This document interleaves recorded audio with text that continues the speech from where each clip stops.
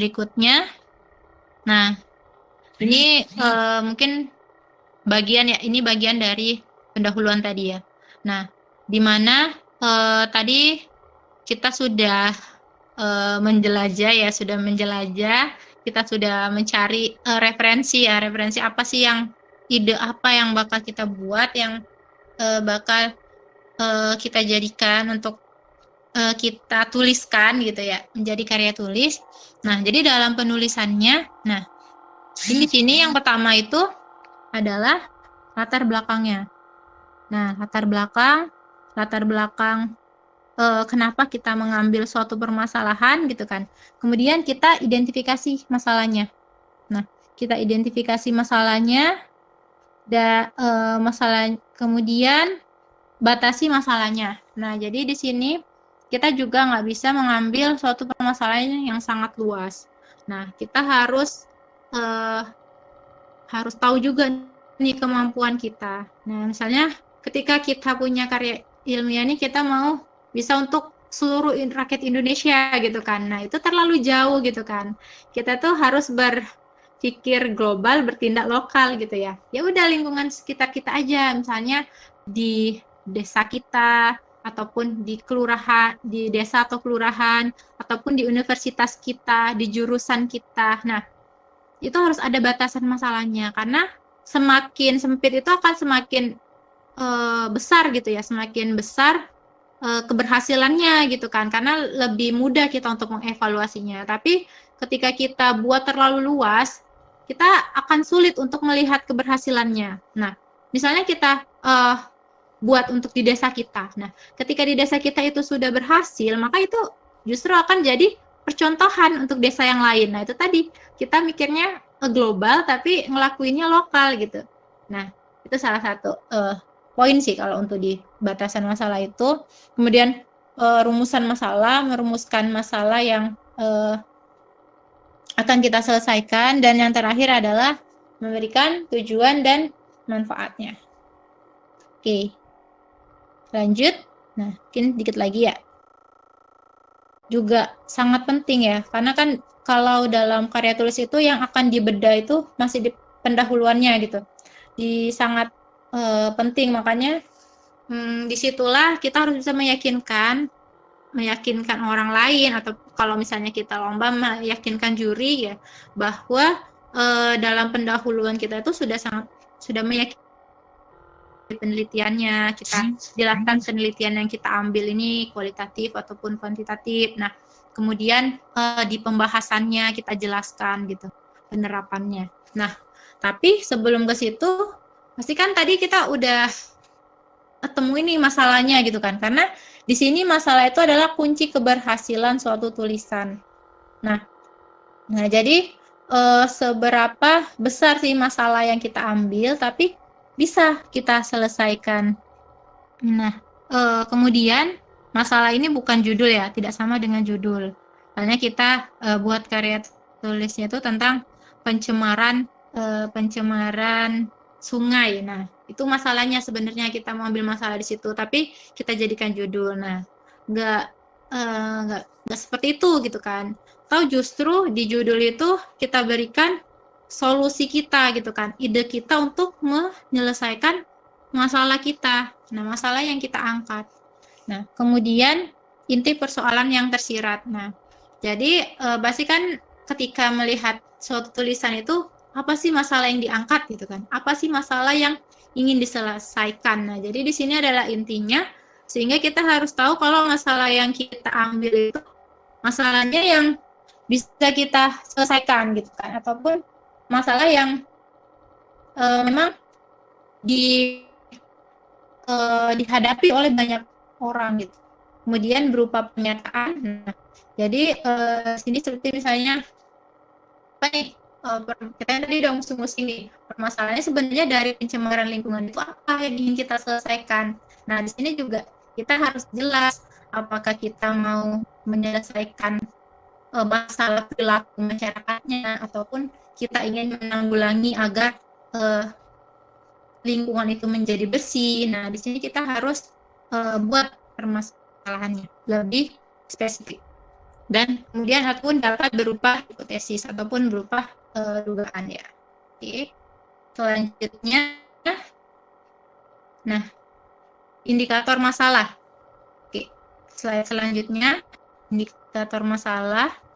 Nah, indikator masalah. Jadi ini juga salah satu tools ya untuk kita tahu apakah masalah yang sudah kita ambil itu sudah tepat untuk kita selesaikan. Nah, yang pertama itu dalam mengambil masalah itu harus cukup penting dan menarik, gitu kan? Cukup penting dan menarik. Kemudian masih ada dalam jangkauan. Nah, jadi masih mungkin nih kita selesaikan. Jadi nggak mungkin kita menyelesaikan apa yang tidak bisa kita lakukan, gitu kan? Jadi ketika hal itu sederhana ataupun namun berdampak besar, itu lebih baik daripada ide yang muluk-muluk tapi kita nggak mampu untuk menyelesaikannya. Kemudian belum terpecahkan, ya pasti gitu ya, kalau udah terpecahkan ngapain kita angkat gitu ya. Kemudian mengungkapkan masalah. Nah, mengungkapkan masalah yang kita ambil seberapa besar masalahnya, dan harus orisinil, aktual dan faktual. Nah, kalau bisa masalahnya itu yang aktual ya. Nah, masalah aktual saat ini itu apa? Misalnya kalau berdasarkan lingkungan nih, lingkungan pasti banyak ya yang terdampak dari akibat dari pandemi ini gitu kan. Pasti banyak sektor yang sangat berpengaruh. Nah gitu. Jadi di balik musibah gitu kan, di balik musibah yang terjadi itu juga potensi kita untuk bergerak lebih aktif. Kita lebih tanggap terhadap kondisi kita saat ini. Nah, apa sih yang bisa kita buat, apa yang bisa kita selesaikan. Nah, ketika kita nggak bisa menyelesaikan semuanya, maka kembali ke kemampuan kita. Nah, misalnya yang tadi di sektor industri, atau bahkan dibutuhkan tuh inovasi pembelajaran jarak jauh, inovasi media pembelajaran itu pasti banyak dibutuhkan gitu kan, dimana untuk mengurangi keterbatasan yang terjadi saat ini gitu. Kemudian yang terpenting itu yang terakhir ya, harus bernilai menyangkut kepentingan umum. Nah, jadi masalah itu juga harus memiliki banyak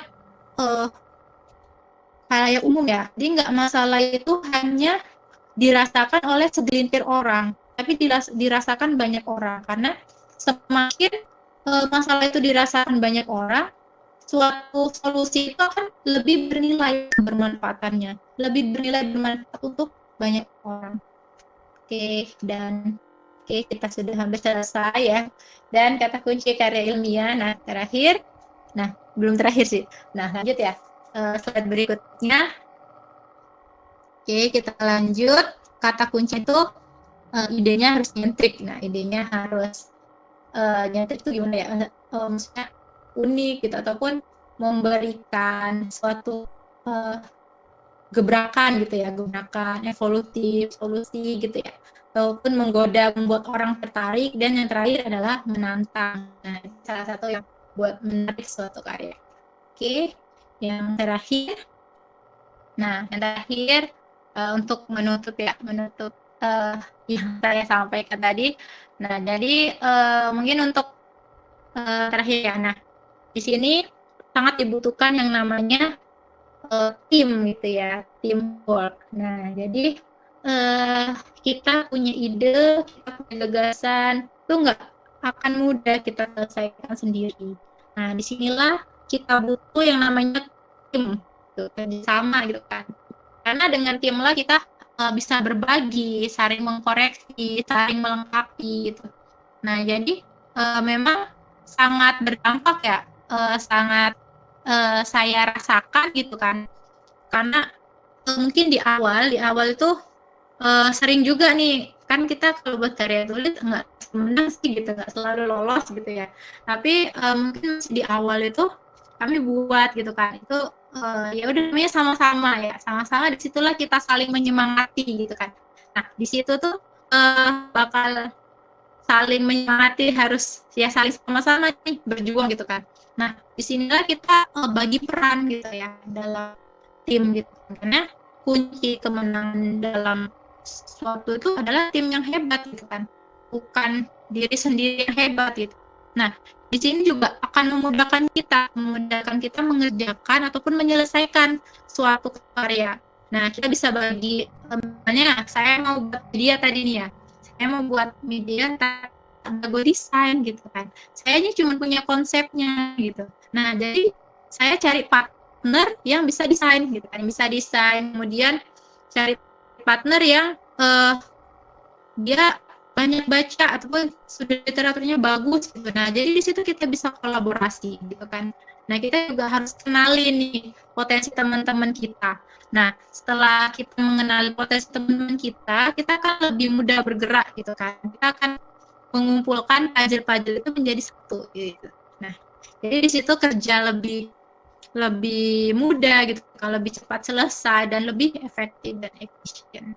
Nah, mungkin itu saja ya untuk pemaparan materinya. Nah, kalau untuk membahas secara runtut pasti bakal panjang banget gitu ya. Nah, saya coba menyampaikan mungkin hal-hal dasar yang utama gitu. Nah, mungkin sedikit yang saya tambahkan gitu. Dalam membuat karya ilmiah ini, kita kadang kan masih pemula ya. Untuk masih pemula itu butuh banyak referensi gitu. Nah, jadi ketika kita udah, misalnya kita baca nih referensi memang yang karya yang bagus ya, karya yang bagus, itulah yang bisa jadi perbandingan. Di situ kita baca karyanya, kita paham sedikit di situ, saya belajar gitu ya dari karya teman-teman yang pernah juara nih ataupun pernah lolos. Nah, setelah dipahami di situ, nah alhamdulillah setiap buat itu lolos masih lolos list gitu kan, masih lolos finalis karena kita tahu kata kuncinya gitu. Nah, strukturnya itu. Nah, jadi masih ATM ya, amati, tiru, mulai ya untuk pemula. Oke, assalamualaikum Kak. Assalamualaikum warahmatullahi wabarakatuh. Ya, saya mau nanya, saya dari Universitas Islam Negeri Sumatera Utara atau UINSU Medan. Oh, dari UIN ya, tetangga Unimed nih. Iya.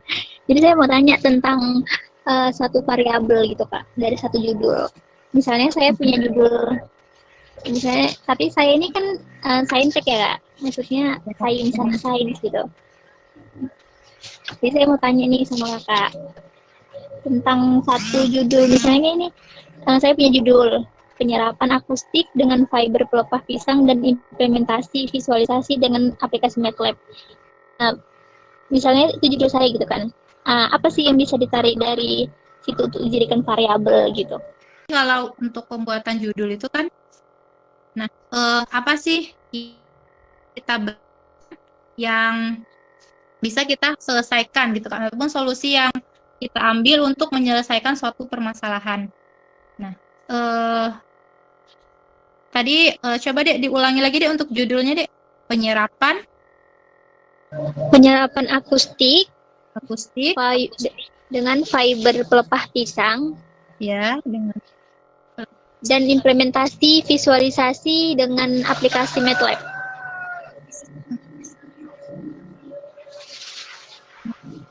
Nah, ini agak enggak.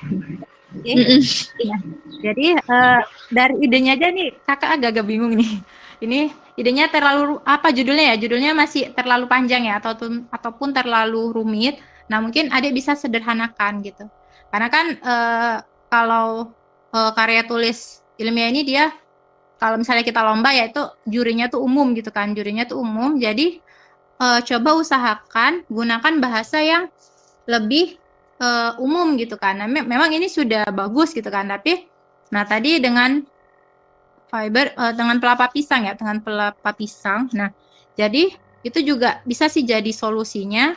Kemudian masukkan apa yang mau kita capai gitu kan, apa yang solusi yang mau kita selesaikan. Nah, jadi di situ adik bisa lebih menyederhanakan bahasanya. Nah, misalnya kakak contoh ya, karya kakak itu yang sederhana itu kemarin itu kakak buat singkatan tuh.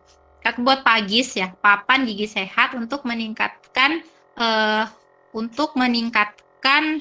kesehatan gigi pada anak. Nah, itu sangat sederhana nggak judulnya?